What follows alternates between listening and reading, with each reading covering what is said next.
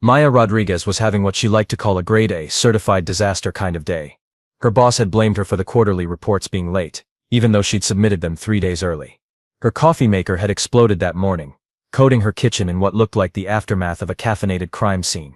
And now, sitting on this park bench with her sad desk lunch, she was pretty sure a pigeon had just judged her life choices. "Well, thanks for the input, Captain Feathers," she muttered, unwrapping her turkey sandwich with the enthusiasm of someone defusing a bomb. "Really appreciate the commentary on my career trajectory." The pigeon cooed judgmentally and waddled away, probably to spread gossip about the human woman talking to herself on bench number 7. Maya took a bite of her sandwich and immediately regretted every decision that had led to this moment.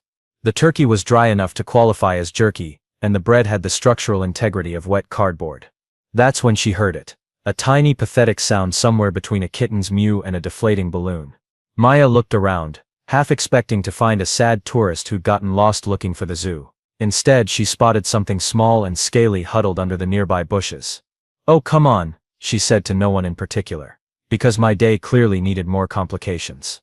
The creature was about the size of a house cat, with iridescent green scales that caught the sunlight like little emeralds. It had enormous golden eyes that were currently giving her the most heartbreaking puppy dog expression she'd ever seen. Which was impressive, considering it definitely wasn't a puppy. "What are you supposed to be?" Maya asked, crouching down to get a better look. "Some rich person's exotic pet that escaped? Please tell me you're not venomous. I really don't have the health insurance for a mysterious creature bite." The little thing made that pitiful sound again, and crawled closer, clearly starving. Its tiny belly was making audible gurgling noises that sounded like a broken garbage disposal. Maya looked at her terrible sandwich, then back at the creature. She'd never been great with pets. She'd killed 3 cactuses in the past year alone. But something about those golden eyes made her chest feel weird and tight. "Fine," she said, tearing off a piece of turkey. "But don't blame me if processed meat isn't part of your natural diet. I'm not exactly a wildlife expert here." She held out the meat, and the creature's eyes lit up like Christmas morning. It gobbled the turkey with tiny, surprisingly sharp teeth, then looked up at her with what she could only describe as pure adoration. Yeah, you're welcome," Maya said, trying to ignore how the warm feeling in her chest was spreading. "Don't get too attached. This is a one-time deal." But as she fed the little creature more pieces of her lunch, something strange started happening. The air around them began to shimmer with heat, and she could swear she heard a sound like a tiny blowtorch. When she looked down, the bread in her hand was perfectly toasted, golden brown and crispy. Maya blinked. Then blinked again. "Did you just?" she started, then shook her head. "No, absolutely not. I'm having a stress-induced hallucination. That's the only logical explanation. Too much overtime and not enough sleep. And now I'm imagining that a lizard just used some kind of built-in toaster function." The creature burped. A small puff of smoke came out of its mouth. Maya stared at it. It stared back, looking incredibly pleased with itself. "Oh," she said faintly. "Oh, this is not good." Maya was still staring at the smoke-burping creature when the air in front of her started doing something that air definitely wasn't supposed to do. It rippled like water, then tore open like someone had unzipped reality itself. 3 figures stepped through what Maya's brain desperately wanted to classify as a temporary malfunction in the space-time continuum, but was probably just her Tuesday getting infinitely worse. The first figure was tall, blue, and wearing what looked like a military uniform designed by someone who'd only heard second-hand descriptions of clothing. He had too many arms and a face that suggested he took himself very seriously, which Maya immediately found annoying. "Greetings, human-designated Maya Rodriguez," he said in a voice that sounded like he was speaking through a translator app with delusions of grandeur. "I am Commander Blex of the Galactic Evaluation Committee." "Of course you are," Maya said, because apparently her mouth had decided to keep working even though her brain had officially clocked out for the day. "Let me guess, you're here about my overdue library books." The second figure was shorter, had purple skin, and was frantically scribbling notes on something that looked like a tablet made of crystal. "Fascinating," she exclaimed, completely ignoring Maya's sarcasm. The subject maintains humor response even during first contact protocol. "I'm Scientist Quinn, and this is remarkable data."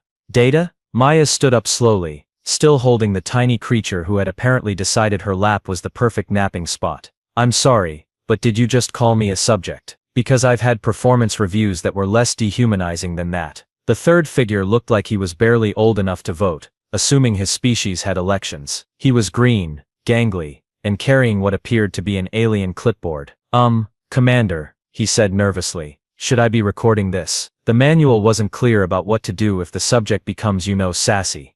It's not sass, Maya interrupted. It's a completely reasonable response to having my lunch break invaded by creatures who look like they stepped out of a sci-fi convention. Also, could someone please explain why this lizard just turned my sandwich bread into gourmet toast? Commander Blex puffed up with the kind of pride that usually preceded very long, very boring explanations. Human Maya Rodriguez, you have been observed for the past 17 rotations performing acts of kindness without expectation of reward. Today's demonstration of compassion toward a vulnerable creature has fulfilled the requirements of Galactic Protocol 77 Alpha. I'm sorry, what now? Maya looked down at the creature in her arms, who was purring like a tiny scaly engine. 17 days. You've been watching me for 17 days. That's not observation, that's stalking. In some states that's a felony. Scientist Quinn looked up from her note-taking with obvious excitement. Your species exhibits remarkable consistency in protective behavior patterns. Even when faced with the unknown, you prioritize the welfare of smaller beings. It's quite admirable, actually. Admirable? Maya's voice went up an octave. Lady, I gave a weird park lizard some processed turkey because it looked hungry. I'm pretty sure that's just basic human decency, not some cosmic achievement worthy of alien surveillance. Intern Zorp raised his hand tentatively. Should I mention that it's not actually a lizard? The other two aliens shot him looks that could have powered a small spacecraft. Not lizard. Maya repeated slowly, looking down at the purring, smoke-breathing creature who was now nuzzling against her shirt with obvious affection. Okay, I'll bite. What exactly have I been feeding turkey sandwiches to? Commander Blex cleared his throat with unnecessary drama. That, human Maya Rodriguez, is a juvenile Draconis imperialis. What your species would term a baby dragon. Maya stared at him, then at the scientist, then at the nervous intern. Finally, she looked down at the tiny creature who chose that exact moment to yawn, revealing a mouth full of needle-sharp teeth, and a tongue that glowed like a tiny ember. A dragon, she said flatly. A baby dragon, Zorp corrected helpfully. Right, a baby dragon. That I've been feeding processed meat in Central Park. Maya felt that familiar sensation of her life spiraling completely out of control. And you three have been watching this happen for over 2 weeks because, Commander Blex announced with the tone of someone about to drop a cosmic bombshell, you have just passed the Galactic Council's preliminary assessment for species integration. Maya blinked. Come again. Congratulations, Scientist Quinn added cheerfully. You're humanity's first official candidate for intergalactic citizenship. The baby dragon purred louder and breathed a happy little puff of smoke that smelled like cinnamon in regret. Maya looked around the park, half expecting cameras to pop out of the bushes with someone yelling surprise. Instead, she saw the same joggers, the same dog walkers, and the same judgmental pigeon from earlier, all completely oblivious to the fact that her species had apparently just joined some kind of cosmic community college. This is not how I imagine my Tuesday going, she said finally. Well, Commander Blex said, consulting what appeared to be a holographic clipboard that was somehow even more pretentious than a regular clipboard. According to Galactic Protocol 77 Alpha, subsection 12, paragraph. Let me see here. Oh, for crying out loud, Maya interrupted, shifting the baby dragon to a more comfortable position. Just give me the Cliff Notes version. What exactly does intergalactic citizenship mean, and more importantly, what does it mean for someone who can barely manage her own checking account? Scientist Quinn practically vibrated with excitement. It means you've been selected as humanity's official representative to the Galactic Council. Isn't that wonderful? Maya stared at her. I'm sorry, run that by me again. I've been selected as what now? Your species ambassador, Commander Blex explained, with the patience of someone talking to a particularly slow child. Your act of selfless compassion toward a vulnerable creature demonstrates the empathetic qualities necessary for peaceful intergalactic relations. Empathetic qualities. Maya's laugh had a slightly hysterical edge to it. Buddy, I once made my coworker cry because I told her that her presentation skills needed work. I'm about as diplomatic as a cheese grater. There has to be some kind of mistake here. No mistake, Intern Zorp chimed in, then immediately looked like he regretted speaking. The quantum probability scanners confirmed it. You scored 97% on the compassion index. What's the other 3%? Maya asked, because apparently her curiosity was stronger than her sense of self-preservation. Zorp consulted his notes nervously. Mild sarcasm and a tendency to anthropomorphize urban wildlife. The pigeon thing, Maya said with dawning understanding. You heard me talking to the pigeon. We hear everything, Commander Blex said. which was somehow both reassuring and deeply disturbing. But your consistent patterns of kindness, even during personal stress, mark you as an ideal candidate for diplomatic service. Maya looked down at the baby dragon, who was now making tiny contented rumbling sounds. Okay, let's say I buy into this whole cosmic ambassador thing for a minute. What about this little guy? Please tell me his parents aren't going to show up looking for him, because I'm pretty sure kidnapped alien royalty isn't covered by my renter's insurance. The three aliens exchanged glances that Maya was rapidly learning to recognize as the universal expression for "this is about to get complicated." Well, Scientist Quinn said carefully, that's where things get a bit more interesting. Interesting how? Maya demanded. Because my definition of interesting and the universe's definition seem to be having a fundamental disagreement lately. Commander Blex cleared his throat. The juvenile Draconis Imperialis you've been nurturing is actually Prince Pip of the Xerion Prime dynasty. Prince Pip, Maya repeated faintly. His full name is Prince Pip Paction Flameright the 17th, heir to the Crimson Throne, Lord of the Eastern Nebulae. Zorp added helpfully. But his friends call him Pip. Maya looked down at Prince Pip, who chose that moment to sneeze and accidentally set a nearby dandelion on fire. You're telling me I've been feeding turkey sandwiches to alien royalty, not just any alien royalty, Scientist Quinn said with obvious delight. The Dragon Emperor of Xerion Prime has been searching for his missing heir for 3 standard cycles. Prince Pip here apparently decided to go on what humans might call a walkabout and ended up stranded on your planet when his personal transport experienced mechanical difficulties. His spaceship broke down, Maya translated. Catastrophic engine failure, actually. Zorp corrected. It's currently embedded about 40 feet underground in Central Park's East Meadow. Maya processed this information while Pip purred against her shoulder. So let me get this straight. I accidentally adopted an alien prince whose dad is probably worried sick, and now I'm supposed to be humanity's spokesperson to a galactic government I didn't even know existed until 10 minutes ago. That's a remarkably accurate summary, Commander Blex said approvingly. And what happens if I say no? Maya asked, though she suspected she already knew the answer. The aliens exchanged another one of those looks. Well, Scientist Quinn said slowly, according to the nourishment bond protocols of Xerion Prime, by feeding Prince Pip, you've essentially become his legal guardian until he can be returned to his family. His legal guardian, Maya repeated numbly. The Dragon Emperor takes family bonds very seriously, Commander Blex added, particularly when it comes to the care of his offspring. By providing sustenance to Prince Pip in his time of need, you've entered into what his species considers a sacred trust. Maya felt a familiar sensation that she'd come to recognize as her life taking another sharp left turn into the impossible. So I'm stuck with him. Pip chose that moment to look up at her with those enormous golden eyes and make a tiny happy chirping sound that was probably illegal in 17 dimensions due to excessive cuteness. I mean, Maya said, her resolve crumbling like a house of cards in a hurricane. I guess he is pretty cute. And he does seem to like my terrible sandwiches. Excellent, Commander Blex declared. Then it's settled. You'll accompany us to the mothership, for your formal introduction to the Galactic Council. Mothership. Maya's voice cracked slightly. As in leaving Earth, right now, because I should probably call in sick to work, and I need to water my plants, and I'm pretty sure my landlord has feelings about intergalactic travel that weren't covered in my lease agreement. Don't worry, Scientist Quinn said reassuringly. Time dilation fields mean you'll be back before anyone notices you're gone. Maya looked around the park one more time, taking in the normal Tuesday afternoon scene of people going about their completely mundane lives, blissfully unaware that their species had just joined some kind of cosmic neighborhood watch program.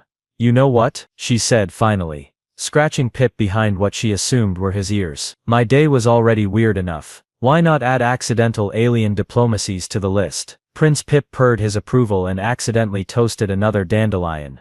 The mothership, Maya discovered, looked exactly like what would happen if someone took a luxury cruise liner and redesigned it by committee with beings who had never actually seen luxury cruise liners or possibly even the concept of interior decorating. Everything was either chrome, glowing, or making soft humming noises for no apparent reason. Welcome aboard the diplomatic vessel Harmony's Echo, Commander Blex announced as Maya stepped through what she assumed was an airlock, but looked more like a fancy revolving door with commitment issues. Harmony's Echo. Maya raised an eyebrow while Pip explored her shoulder with the enthusiasm of a tiny, scaly mountaineer. Let me guess, you guys named this thing during a particularly optimistic committee meeting. The name was chosen to reflect our peaceful intentions, Blex replied stiffly. Right, because nothing says we come in peace like a ship the size of a city block hovering invisibly over Manhattan, Maya muttered. I'm sure that wouldn't cause any panic at all if people could actually see it. Scientist Quinn appeared at her elbow, still scribbling notes. Your species' capacity for humor during stress situations continues to be remarkable.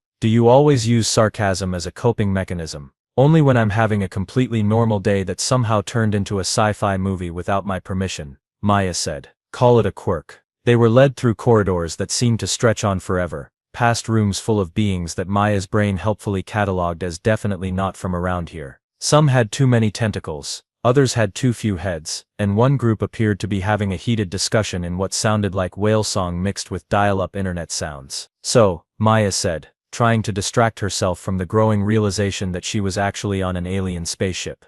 When exactly am I supposed to meet this Dragon Emperor? Because I should probably mention that I've never met royalty before, and my diplomatic experience pretty much peaks at avoiding arguments in grocery store checkout lines. Actually, intern Zorp said nervously, he's been waiting for you in conference room 7 since we detected your approach to the ship. Maya stopped walking. He's here, right now?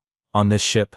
The Emperor tends to be very proactive when it comes to family matters, Commander Blex explained. When our scouts reported that Prince Pip had been located and was in the care of a human, he immediately departed Xerion Prime to personally oversee the reunion. Of course he did, Maya said faintly, because my day clearly needed more pressure. What am I supposed to say to an alien emperor? Sorry I accidentally adopted your kid, but in my defense he was really hungry and making sad noises. Pip chose that moment to chirp reassuringly and nuzzle against her neck, which would have been adorable if Maya wasn't currently having a mild panic attack about interspecies diplomacy. Just be yourself, Scientist Quinn advised cheerfully. Your natural empathy and humor are exactly why you were selected for this role. My natural empathy got me into this mess in the first place, Maya pointed out. And my humor tends to get me in trouble at PTA meetings, let alone with cosmic royalty. They stopped in front of a door that was somehow both intimidating and sparkly, which Maya decided was probably a design choice she'd never understand.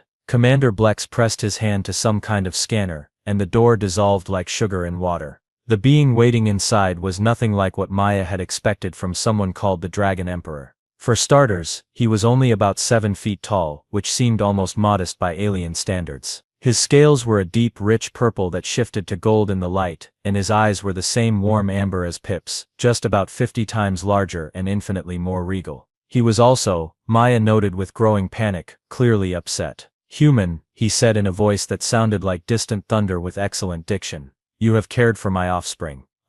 Maya said, because her brain had apparently decided that single syllables were the safest option when talking to alien royalty. Yes? The Dragon Emperor studied her with an intensity that made Maya feel like she was being evaluated on 17 different levels simultaneously. Pip, completely oblivious to the tension, chose that moment to wave one tiny paw at his father and make happy baby dragon noises. The Emperor's expression immediately softened into something that could only be described as parental mush. My son appears content. He's been great company, Maya said, finding her voice again. Very polite, excellent table manners, and he only set fire to things accidentally. Mostly. You have fed him? Turkey sandwiches. Mostly. Some crackers. I tried to give him water, but he seemed to prefer the hot chocolate from the vendor cart. Maya paused, then added, I probably should have asked about dietary restrictions first, but he seemed to know what he liked. The Dragon Emperor's eyes widened slightly. You shared your sustenance with him freely, without payment or expectation of reward. Well, yeah, Maya said confused. He was hungry. And making these heartbreaking little sounds that were basically the universal language for please feed me before I expire from sadness. What else was I supposed to do? Most beings would have contacted authorities or attempted to capture him for profit, the Emperor said slowly. The juvenile dragons of Xerion Prime are valuable. Valuable. Maya looked down at Pip, who was now trying to catch his own tail and failing spectacularly. I mean, sure, he's adorable, but he's also someone's kid. You don't monetize someone's kid just because they're lost and scared. The silence that followed was so profound that Maya could hear the ship's engines humming 3 decks away. The Dragon Emperor stared at her with an expression she couldn't read, while Commander Blex and his team stood at attention like they were witnessing something historically significant. Finally, the Emperor spoke. The ancient laws of Xerion Prime dictate that those who provide nourishment to our young in times of need become bound to our family through the sacred trust of sustenance. This bond cannot be broken and carries with it certain obligations. Obligations. Maya's voice went up an octave. What kind of obligations? Because I should mention that I'm really bad with responsibility. I once killed a succulent. Protection, the Emperor said simply. By caring for Prince Pip, you have demonstrated the compassion and strength that mark a true guardian.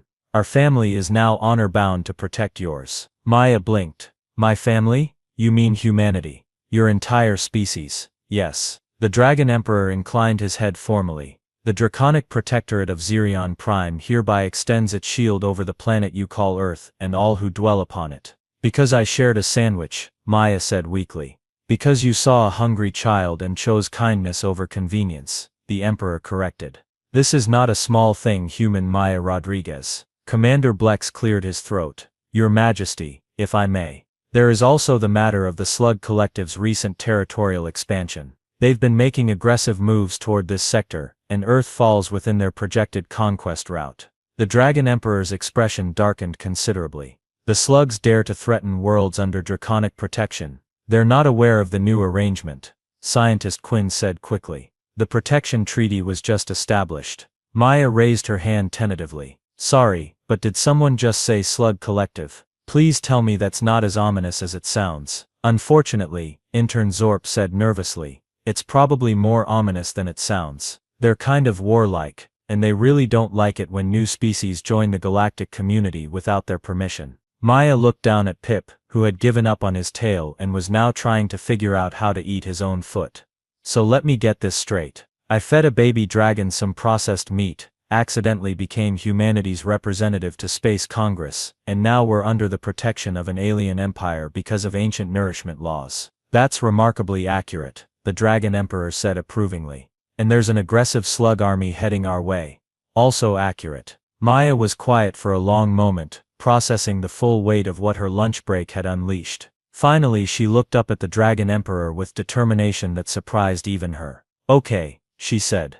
What do I need to know about diplomatic protocol? Because if I'm humanity's accidental ambassador, I should probably figure out how to do the job without starting an intergalactic war. The Dragon Emperor smiled, revealing teeth that could have doubled as industrial equipment. I believe, human Maya Rodriguez, that your instincts will serve you well. Pip chirped approvingly and accidentally singed her sleeve, which Maya decided to take as a vote of confidence. Maya was still processing the concept of accidental interspecies diplomacy when every alarm on the ship decided to have a synchronized nervous breakdown. The lights shifted from their normal soft glow to an aggressive red that made everything look like the inside of a particularly angry lava lamp. Well, she said, bouncing Pip gently as he startled at the noise. I'm guessing that's not the dinner bell. Commander Blex was frantically consulting his holographic clipboard while looking like someone had just told him his insurance premiums were doubling. Your Majesty, we have multiple contacts approaching at high velocity. Configuration matches Slug Collective battle formations. The Dragon Emperor's expression shifted from parental warmth to something that probably made entire solar systems reconsider their life choices.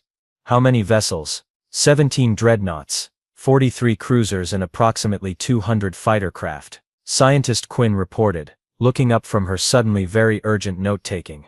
They're demanding immediate surrender of the human representative and cessation of protection protocols.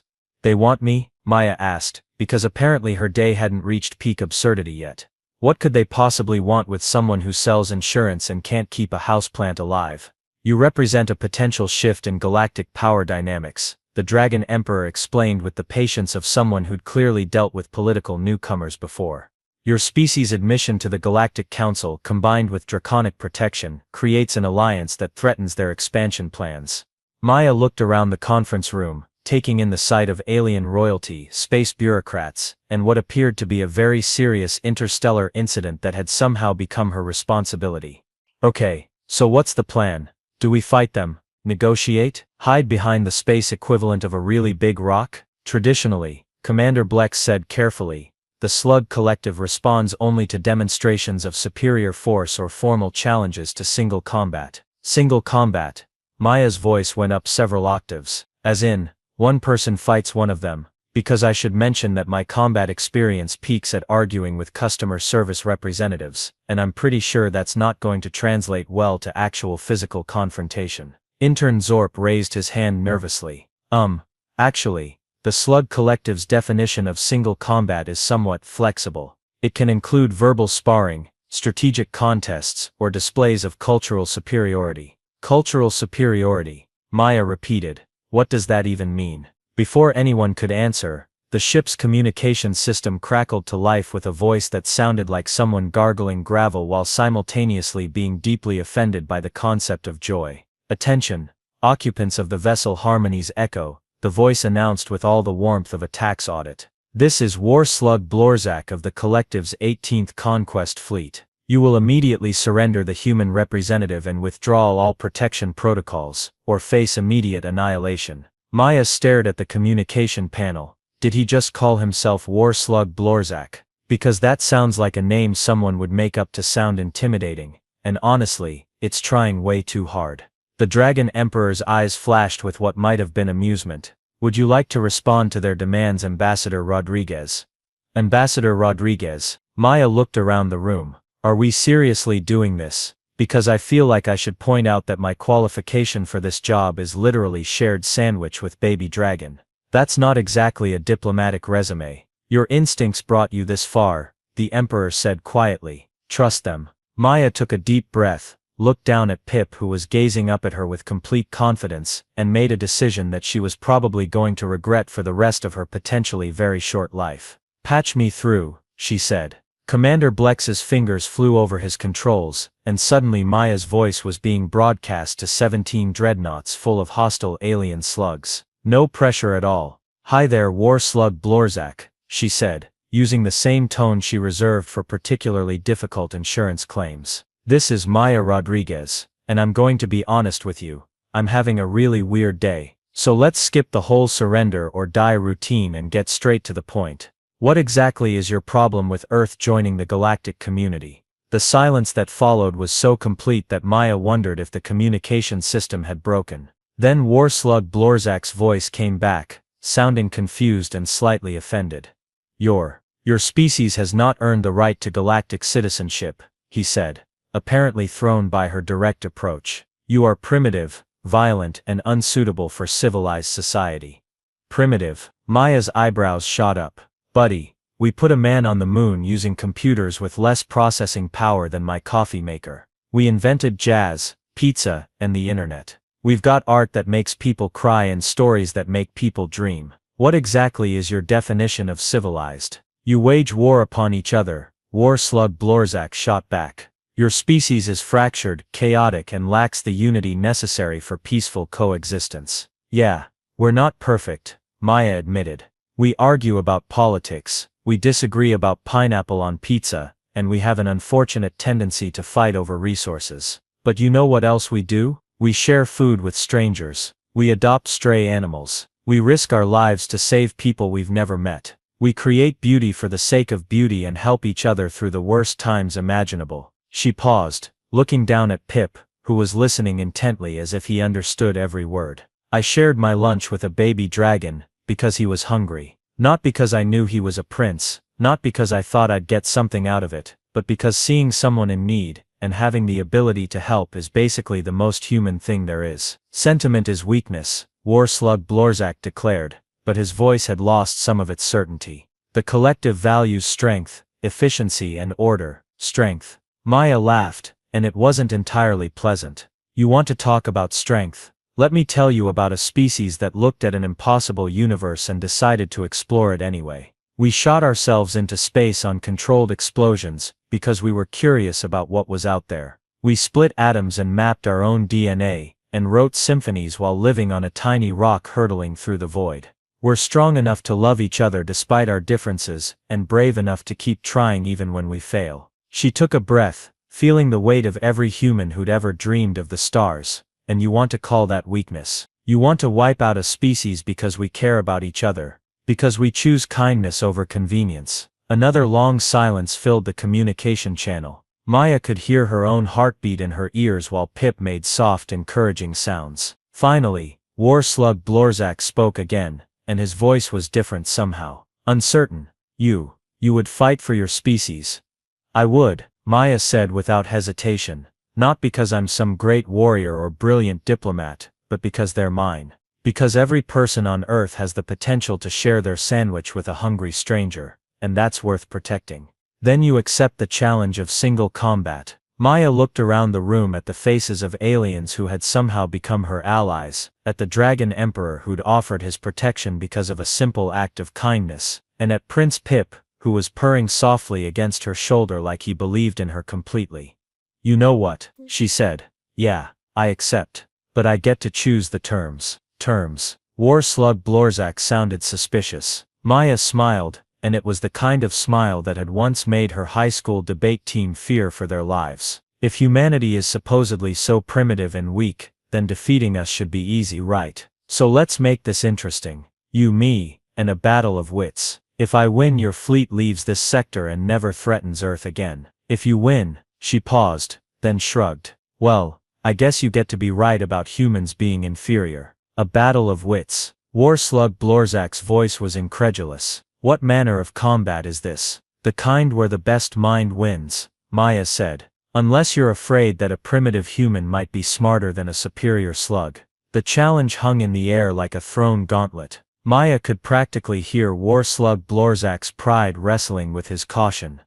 Very well, he said finally. But when you lose, human, your species will serve as an example to all who would challenge the collective's authority. Sure, Maya said cheerfully. See you in a few minutes, Blorzak. And hey, thanks for giving me a chance to prove that sometimes the best weapon is a good argument, and a complete willingness to be absolutely ridiculous. She nodded to Commander Blex to cut the communication, then looked around the room at the faces staring at her with varying degrees of admiration and terror. So, she said brightly, anyone know what war slugs are actually afraid of? Because I'm pretty sure I just challenged an interstellar warlord to the universe's most high-stakes debate, and I'd really like to not get humanity enslaved because of my mouth. Prince Pip chirped happily, and breathed a small puff of smoke that smelled like confidence and determination. Maya decided to take that as a good sign. The meeting took place in what Commander Blex diplomatically called a neutral conference space, but what Maya immediately recognized as the universe's most intimidating boardroom. The table was large enough to land a small aircraft on, made from what appeared to be crystallized starlight, and surrounded by chairs that seemed designed by beings who had very different ideas about comfortable seating. War Slug Blorzak turned out to be exactly as charming as his voice had suggested. He was roughly the size and shape of a small bus, covered in what looked like armored slime, and had approximately 47 too many eyes. He also radiated the kind of confidence that came from never having been told he was wrong about anything, ever. Human, he said, settling into his chair with a wet squelching sound that Maya tried very hard not to think about. You stand before the might of the collective and still maintain this facade of superiority. It is almost admirable in its futility. It's not a facade, Maya said, settling Pip more comfortably in her lap. The baby dragon had insisted on coming to what she'd started thinking of as the most important job interview in human history, and frankly, she needed all the moral support she could get. And it's not superiority. It's just humanity. War Slug Blorzak's many eyes swiveled to focus on her with laser intensity. Very well, let us begin this combat of minds. I will pose 3 challenges to you, human. Answer all 3 to my satisfaction, and your species will be granted the protection you seek. Fail and Earth becomes a collective resource world. Resource world. Maya's voice went flat. As in, you strip mine our planet and enslave our people. Efficient resource allocation is the cornerstone of collective philosophy, Blorzak said, with the tone of someone reciting a mission statement. Sentiment and individual desire create inefficiency. Maya looked at him for a long moment, then glanced around the room at her unlikely allies. The Dragon Emperor sat with regal composure, but she could see the tension in his posture. Commander Blex and his team were trying to look confident while clearly expecting disaster. And Pip was gazing up at her with those enormous golden eyes that seemed to say, I believe in you, Sandwich Lady. All right, she said finally. Hit me with your best shot, Blorzak. But fair warning, I've survived parent-teacher conferences and hostile takeover meetings. I'm probably more prepared for psychological warfare than you think. War Slug Blorzak's approximation of a smile was the stuff of nightmares. First challenge, prove that your species possesses strategic thinking superior to the collective. Maya tilted her head. That's easy. We invented chess. Chess. Blorzak sounded confused. A game where you simulate warfare using pieces on a board, Maya explained. But here's the thing about chess that your collective probably missed. The most powerful piece isn't the king or the queen, it's the pawn. The weakest piece. Blorzak's confusion was evident in his voice. The piece that everyone underestimates, Maya corrected. See, a pawn can become anything if it just keeps moving forward. It can transform into the most powerful piece on the board, but more than that, pawns protect each other. They advance together. They sacrifice themselves for the greater good, not because they're programmed to, but because they choose to. She leaned forward, warming to her theme. That's human strategic thinking, Blorzak. We don't just plan for victory, we plan for transformation. We turn weakness into strength, fear into courage, and ordinary people into heroes. Your collective sees individual thought as inefficiency, but we see it as our greatest tactical advantage. War Slug Blorzak was quiet for a moment, his many eyes blinking in what might have been thoughtfulness. Interesting. Second challenge. Demonstrate that your species can achieve unity without sacrificing individual identity. Maya laughed, and it was genuinely delighted. Oh, that's the easiest one yet. We call it pizza. Pizza. Now Blorzak sounded like he thought she'd lost her mind. Think about it, Maya said, getting excited. You start with a basic foundation that everyone agrees on. Bread, sauce, cheese. But then every person, every culture, every region adds their own touch. Pepperoni, mushrooms, pineapple, anchovies, barbecue chicken, corn, mayonnaise. The Dragon Emperor looked mildly horrified. Don't knock it till you've tried it, Maya said cheerfully. But that's exactly my point. We take one simple concept and let 8 billion people make it their own, and somehow, it's still pizza. We maintain the unity of the basic idea while celebrating the diversity of individual expression. She spread her hands. That's humanity in a nutshell, Blorzak. We're all human, but we're all different. We argue about toppings, we disagree about methods, but at the end of the day, we're all sitting around the same table sharing the same meal. Unity without uniformity. Strength through diversity. War Slug Blorzak was quiet for much longer this time. When he finally spoke, his voice had lost some of its certainty. Final challenge, human. This one will determine the fate of your species. Convince me that individual compassion can triumph over collective efficiency. Maya looked down at Pip, who chose that moment to yawn, revealing his tiny sharp teeth and glowing tongue. She thought about her terrible Tuesday morning, her exploded coffee maker, her judgmental boss, and her sad desk lunch. She thought about a hungry little creature making pathetic sounds under a bush, and the moment she'd decided to share her sandwich without knowing it would change everything. You want to know about compassion versus efficiency, she said quietly. Let me tell you about a baby dragon. She lifted Pip gently, holding him so everyone could see his sleepy golden eyes and iridescent scales. This little guy was lost, hungry, and scared. By your collective standards, the efficient thing would have been to leave him alone. He wasn't my responsibility. He wasn't my species. Helping him gained me nothing and cost me my lunch. Maya's voice grew stronger, but I looked at him, and I saw someone who needed help. Not a strategic advantage, not a resource to exploit, not a problem to solve efficiently. Just a scared kid who was hungry. She looked directly at War Slug Blorzak, meeting his multitude of eyes without flinching. That one moment of individual compassion created an alliance between species, brought protection to my entire planet, and turned a random Tuesday into the day humanity joined the galactic community. Your efficiency would have left him hungry and us alone. Maya stood up, still holding Pip, and her voice carried the weight of every act of kindness that had ever mattered. You want to know what's stronger than your collective efficiency? It's a teacher who stays late to help a struggling student. It's a stranger who stops to help someone change a flat tire. It's a person who shares their lunch with a creature they've never seen before because kindness doesn't require logic. She paused, letting the silence stretch. Individual compassion isn't weakness, Blorzak. It's the force that transforms the universe one small act at a time. It's the reason your massive fleet is negotiating with one human holding a baby dragon instead of simply destroying us all. War Slug Blorzak stared at her, for what felt like an eternity. His many eyes blinked in patterns that might have been some form of communication, or possibly just processing what he'd heard. Finally, he spoke, and his voice was different. Quieter, almost uncertain. You truly believe that individual choice and compassion can create stronger bonds than programmed loyalty and efficient resource allocation. I don't just believe it, Maya said with complete conviction. I'm living proof of it. And so is every friendship, every family, every community, and every alliance that was ever built on the foundation of someone choosing to care about someone else. Another long silence filled the room. Then, to everyone's amazement, War Slug Blorzak began to laugh. It was a horrible sound, like gravel in a cement mixer, but it was definitely laughter. "Human Maya Rodriguez," he said finally, "you have accomplished something no military force has ever managed." Maya's heart stopped. "What's that?" "You have made me question the fundamental assumptions of my existence," Blorzak said, and there was something like wonder in his voice. "The Slug Collective withdraws its claim on this sector. Your species will be allowed to develop without interference." Maya blinked. "Just like that." "Just like that," Blorzak confirmed.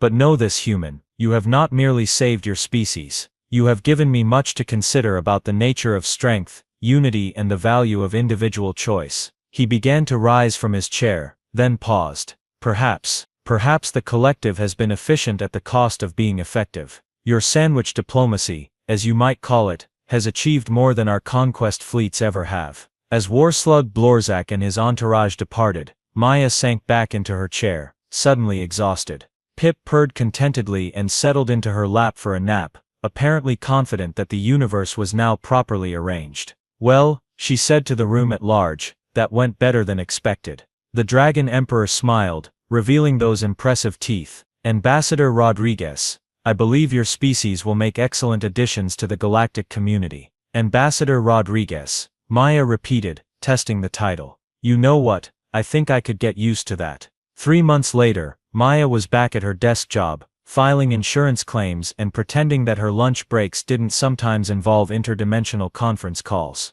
Pip, now slightly larger, and marginally better at controlling his fire breathing, spent his days disguised as what her co-workers believed was an emotional support iguana with unusually expressive eyes. "Rodriguez," her boss called from across the office, "good work on the Henderson claim, very diplomatic." Maya smiled and scratched Pip behind his horns.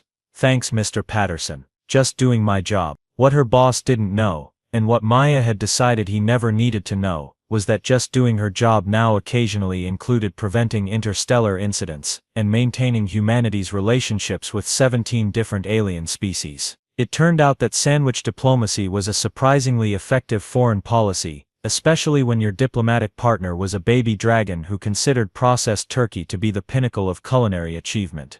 And if sometimes the other insurance agents wondered why Maya Rodriguez seemed so confident during difficult negotiations, well, they probably wouldn't believe the truth anyway. After all, most people would find it hard to believe that sharing your lunch could save the world.